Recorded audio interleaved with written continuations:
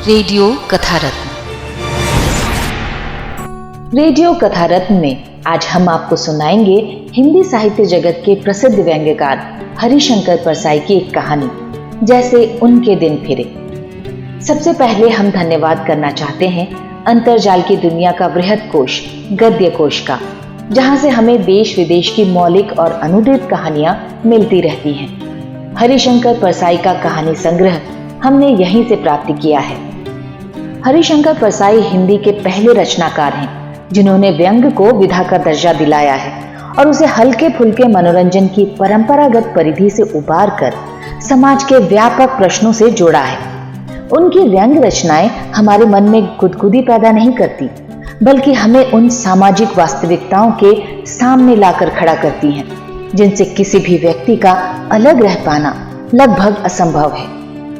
तो आइए सुनते हैं हरिशंकर परसाई की लिखी कहानी, जैसे उनके दिन फिरे। कहानी शुरू करने से पहले आपसे अनुरोध है कि हमारे चैनल को सब्सक्राइब कर लें और बगल में बेल आइकन है, उस पर भी क्लिक जरूर कर लें ताकि हमारी कहानियां आप तक पहुंचती रहें। कहानी को लाइक और शेयर भी जरूर करें।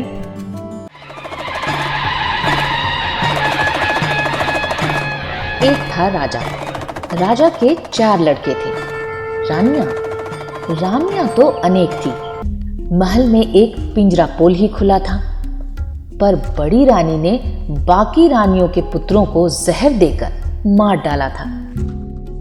और इस बात से राजा साहब बहुत प्रसन्न हुए थे, क्योंकि वे नीतिवान थे और जानते थे कि चाणक्य का आदेश है राजा अपने पुत्रों को भेड़िया समझे। बड़ी रानी के 4 लड़के जल्दी ही राजगद्दी पर बैठना चाहते थे, इसलिए राजा साहब को बूढ़ा होना पड़ा। एक दिन राजा साहब ने 4 पुत्रों को बुलाकर कहा, पुत्रों, मेरी अब चौथी अवस्था आ गई है। दशरथ ने कान के पास के केश श्वेत होते ही राजगद्दी छोड़ दी थी। मेरे बाल खिचड़ी दिखते हैं, यद्यपि जब हिजाब खुल जाता है तब पूरा सिर श्वेत हो जाता है। मैं संन्यास लूंगा, तपस्या करूंगा। उस लोक को सुधारना है ताकि तुम जब वहां जाओ तो तुम्हारे लिए राजगद्दी तैयार रख सकूं। आज मैंने तुम्हें यह बतलाने के लिए बुलाया है कि गद्दी पर 4 के बैठ सकने लायक जगह नहीं है। अगर किसी प्रकार चारों समा भी गए तो आपस में धक्का मुक्की होगी और सभी गिरोगे। मगर मैं दशरथ सरीखी गलती नहीं करूंगा कि तुम में से किसी के साथ पक्षपात करूं। मैं तुम्हारी परीक्षा लूंगा। तुम चारों ही राज्य के बाहर चले जाओ। ठीक 1 साल बाद इसी फाल्गुन की पूर्णिमा को चारों दरबार में उपस्थित होना। मैं देखूंगा कि इस साल में किसने कितना धन कमाया और कौन सी योग्यता प्राप्त की। तब मैं मंत्री से सलाह कर जिसे सर्वोत्तम समझूंगा राजगद्दी दे दूंगा। जो आज्ञा, कहकर चारों ने राजा साहब को भक्तिहीन प्रणाम किया और राज्य के बाहर चले गए। पड़ोसी राज्य में पहुंचकर चारों राजकुमारों ने 4 रास्ते पकड़े और अपने पुरुषार्थ तथा किस्मत को आजमाने चल पड़े। ठीक 1 साल बाद फाल्गुन की पूर्णिमा को राजसभा में चारों लड़के हाजिर हो गए। राज सिंहासन पर राजा साहब विराजमान थे। उनके पास ही कुछ नीचे आसन पर प्रधानमंत्री बैठे थे। आगे भाट, विदूषक और चाटुकार शोभा पा रहे थे। राजा ने कहा, पुत्रों, आज 1 साल पूरा हुआ और तुम सब यहां हाजिर भी हो गए।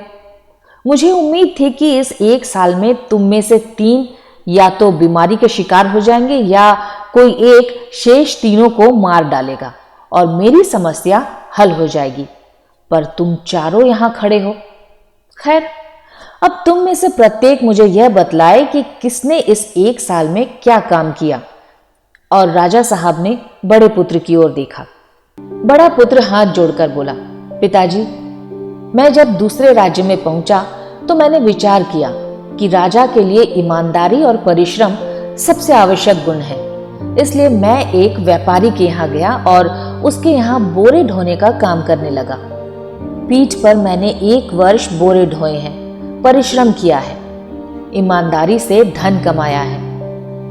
मजदूरी में से बचाई हुई ये 100 स्वर्ण मुद्राएं ही मेरे पास हैं। मेरा विश्वास है कि ईमानदारी और परिश्रम ही राजा के लिए सबसे आवश्यक है और मुझ में ये है, इसलिए राजगद्दी का मैं अधिकारी हूं। वह मौन हो गया। राजसभा में सन्नाटा छा गया। राजा ने दूसरे पुत्र को संकेत किया। वह बोला, पिताजी, मैंने राज्य से निकलने पर सोचा कि मैं राजकुमार हूं, क्षत्रिय हूं। क्षत्रिय बाहुबल पर भरोसा करता है, इसलिए मैंने पड़ोसी राज्य में जाकर डाकुओं का एक गिरोह संगठित किया और लूट मार करने लगा। धीरे धीरे मुझे राज्य कर्मचारियों का सहयोग मिलने लगा और मेरा काम खूब अच्छा चलने लगा। बड़े भाई जिसके यहाँ काम करते थे, उसके यहाँ मैंने 2 बार डाका डाला था। इस 1 साल की कमाई में 5 लाख स्वर्ण मुद्राएं मेरे पास हैं। मेरा विश्वास है कि राजा को साहसी और लुटेरा होना चाहिए, तभी वह राज्य का विस्तार कर सकता है। ये दोनों गुण मुझ में हैं, इसलिए मैं ही राजगद्दी का अधिकारी हूं। 5 लाख सुनते ही दरबारियों की आंखें फटी की फटी रह गई। राजा के संकेत पर तीसरा कुमार बोला, देव, मैंने उस राज्य में जाकर व्यापार किया। राजधानी में मेरी बहुत ही बड़ी दुकान थी। मैं घी में मूंगफली का तेल और शक्कर में रेत मिलाकर बेचा करता था। मैंने राजा से लेकर मजदूर तक को साल भर घी शक्कर खिलाया। राजकर्मचारी मुझे पकड़ते नहीं थे, क्योंकि उन सब को मैं मुनाफे में से हिस्सा दिया करता था। एक बार स्वयं राजा ने मुझसे पूछा कि शक्कर में यह रेत सरीखी क्या मिली रहती है। मैंने उत्तर दिया कि करुणा निधान यह विशेष प्रकार की उच्च कोटि के खदानों से प्राप्त शक्कर है, जो केवल राजा महाराजाओं के लिए मैं विदेश से मंगवाता हूं। राजा यह सुनकर बहुत खुश हुए। बड़े भाई जिस सेठ के यहाँ बोरे ढोते थे, वो मेरा ही मिलावटी माल खाता था और मंझले लुटेरे भाई को भी मूंगफली का तेल मिला घी और रेत मिली शक्कर मैंने खिलाई है। मेरा विश्वास है कि राजा को बेईमान और धूर्त होना चाहिए, तभी उसका राज टिक सकता है। सीधे राजा को कोई एक दिन भी नहीं रहने देगा। मुझ में राजा के योग्य दोनों गुण हैं, इसलिए गद्दी का अधिकारी मैं हूं। मेरी 1 वर्ष की कमाई 10 लाख स्वर्ण मुद्राएं मेरे पास हैं। 10 लाख सुनकर दरबारियों की आंखें और फट गई। राजा ने अब सबसे छोटे कुमार की ओर देखा। छोटे कुमार की वेशभूषा और भाव भंगिमा तीनों से भिन्न थी। वह शरीर पर अत्यंत सादे और मोटे कपड़े पहने था। पांव और सर नंगे थे। उसके मुख पर बड़ी प्रसन्नता और आंखों में बड़ी करुणा थी। वह बोला, देव, मैं जब दूसरे राज्य में पहुंचा तो पहले मुझे तो यह सूझा ही नहीं कि क्या करूं। कई दिन मैं भूखा प्यासा भटकता रहा। चलते चलते एक दिन मैं एक अट्टालिका के सामने पहुंचा। उस पर लिखा था सेवा आश्रम। मैं भीतर गया तो वहां 3-4 आदमी बैठे ढेर की ढेर स्वर्ण मुद्राएं गिन रहे थे। मैंने उनसे पूछा, भद्रों, तुम्हारा धंधा क्या है? उनमें से एक बोला, त्याग और सेवा। मैंने कहा, भद्रों, त्याग और सेवा तो धर्म है, ये धंधे कैसे हुए? वह आदमी चढ़कर बोला, तेरी समझ में यह बात नहीं आएगी, जा अपना रास्ता ले। स्वर्ण पर मेरी ललचाई दृष्टि अटकी थी। मैंने पूछा, भद्रों, तुमने इतना स्वर्ण कैसे पाया? वह आदमी बोला, धंधे से। मैंने पूछा, कौन सा धंधा? वह गुस्से में बोला, अभी बताया ना, सेवा और त्याग, तू बहरा है क्या? उनमें से एक को मेरी दशा देखकर दया आ गई। उसने कहा, तू क्या चाहता है? मैंने कहा, मैं भी आपका धंधा सीखना चाहता हूं। मैं भी बहुत सा स्वर्ण कमाना चाहता हूं। उस दयालु आदमी ने कहा, तो तू हमारे विद्यालय में भर्ती हो जा। हम 1 सप्ताह में तुझे सेवा और त्याग के धंधे में पारंगत कर देंगे।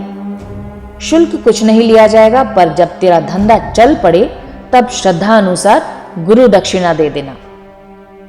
पिताजी, मैं सेवा आश्रम में शिक्षा प्राप्त करने लगा। मैं वहां राजसी ठाट में रहता, सुंदर वस्त्र पहनता, सुस्वादु भोजन करता, सुंदरियां पंखा झेलती, सेवक हाथ जोड़े सामने खड़े रहते।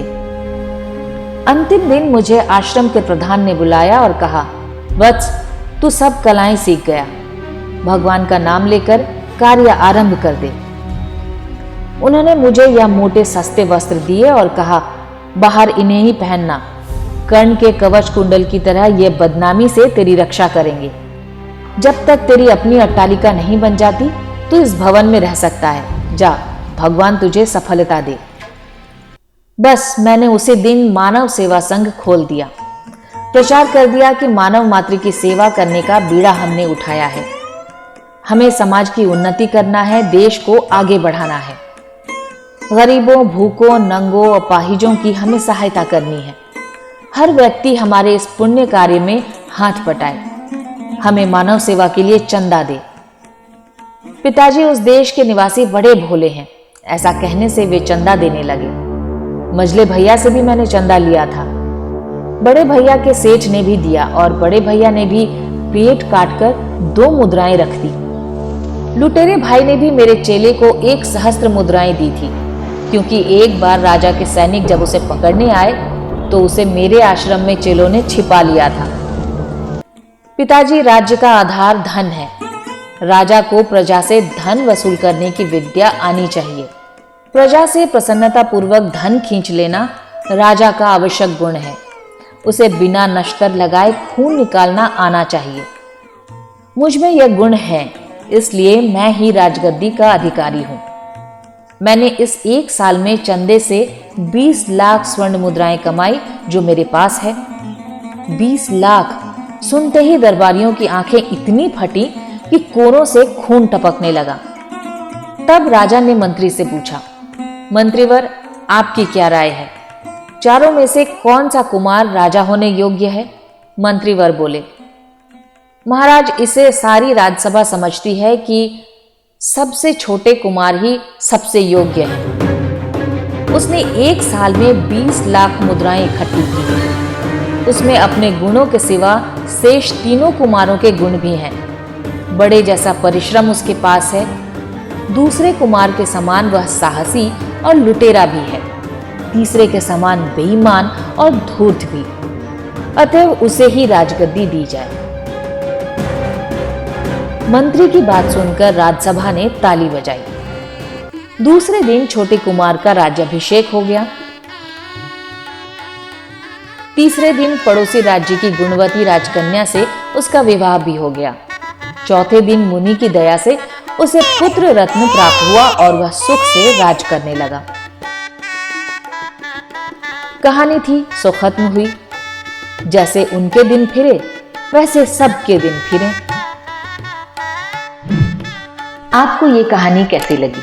अगर अच्छी लगी हो तो हमारे चैनल को लाइक, सब्सक्राइब और शेयर जरूर करें।